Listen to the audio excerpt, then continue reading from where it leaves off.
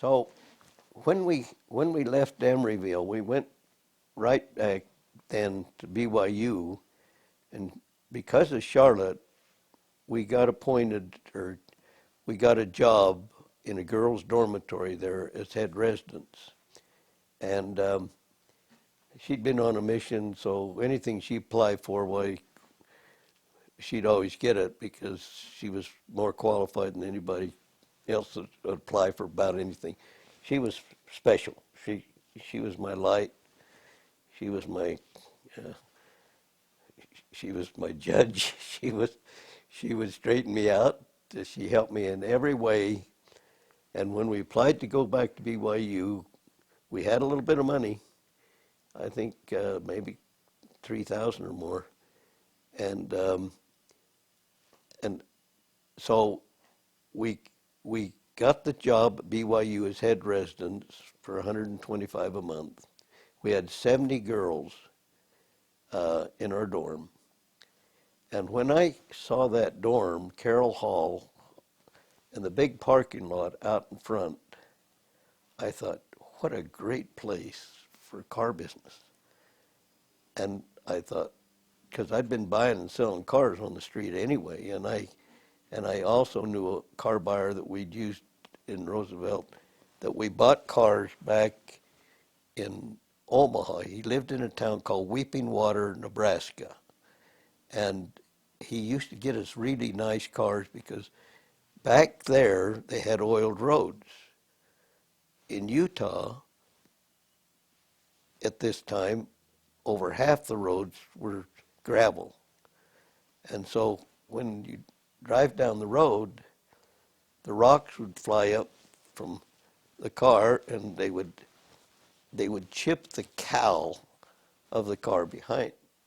In other words, and so all the cars in Utah that after they had been driven for very far, they were chipped along the front because of the gravel roads. We had been buying some cars out of Omaha and had a guy by the name of Lou Noble that was a buyer. So here I am now at BYU. I see this beautiful parking lot out in front. Um, I thought, I'm going to buy a few cars and park out there, and I'm going to get some of these college type cars that come off of oiled roads because they'll be so much nicer than any of the dealers have downtown. So I called and got a hold of Lou, and I said, could you get me just really sharp college type cars? Bel Air hardtops, Crown Victorias, these, just special. And he said, you got to pay a lot of money for those, Jack. And I says, I got an idea, though. I want you to pick me up a half a dozen of those, and I'll come and get them. What we would do is I'd take people, there's 5 of us or 6 of us, would take our tow bars. We'd go down to the train in Provo, ride the train to Omaha, Nebraska. Lou Noble would come in from Weeping Water, Nebraska, which was just this little town outside of there. And he'd been buying cars for us at St. Louis and Denver and Lincoln, Nebraska, and at the different auctions. And then he'd have them all parked there, and we'd drive one and tow one. We had our tow bars.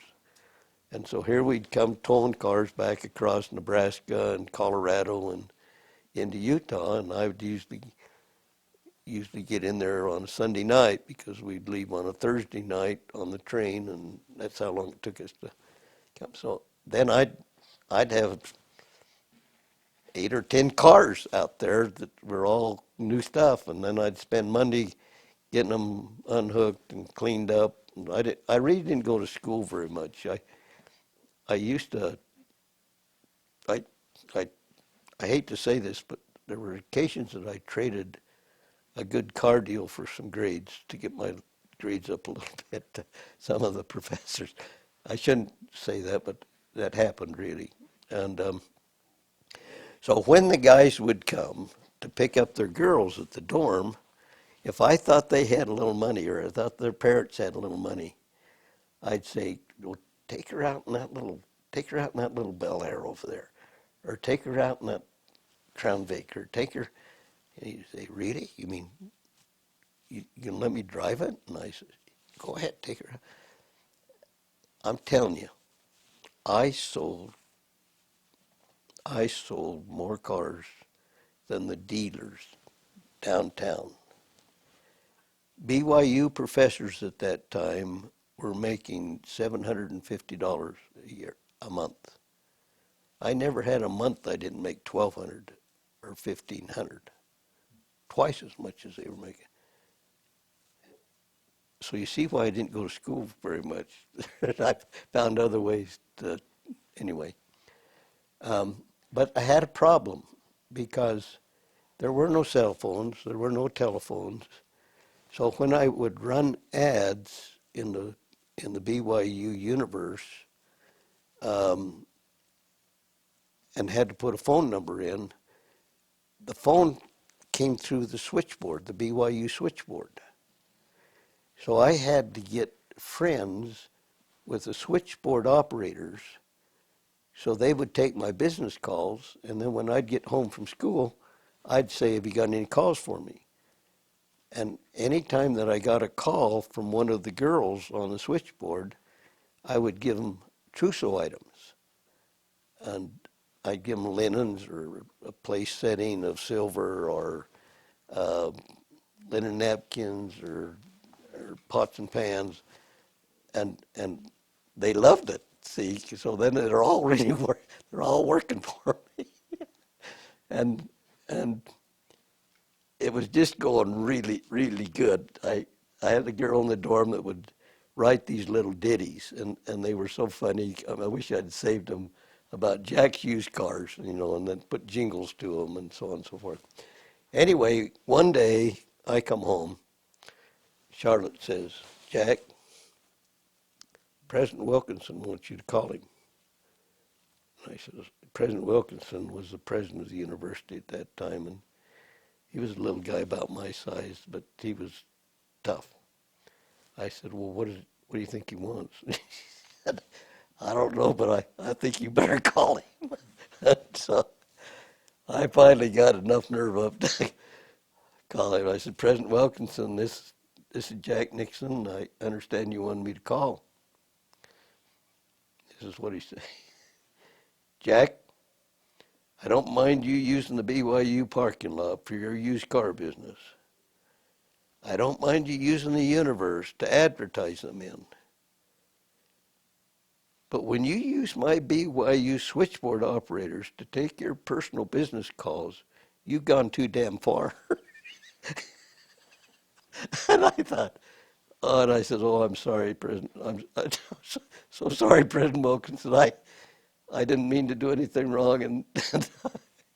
And I thought we're going to get fired, lose our job, probably I'll get expelled, and here in this wonderful world of making a lot more money than these professors were making is going to evaporate on me because I have to have some way of getting the calls. And then it dawned, well, I told Charlotte, I says, we're done, honey. This is what he had to say. Well, she says, yeah, probably serves you right. That's just what she said. She was very understanding. And then it dawned on me that we had a payphone downstairs in the dorm. And so I thought, well, dang, I can advertise the payphone number and avoid going through the switchboard. Just means that Charlotte's got to run up and down the stairs all the time to answer the phone. So that's the way we continued on. President Wilkinson liked me.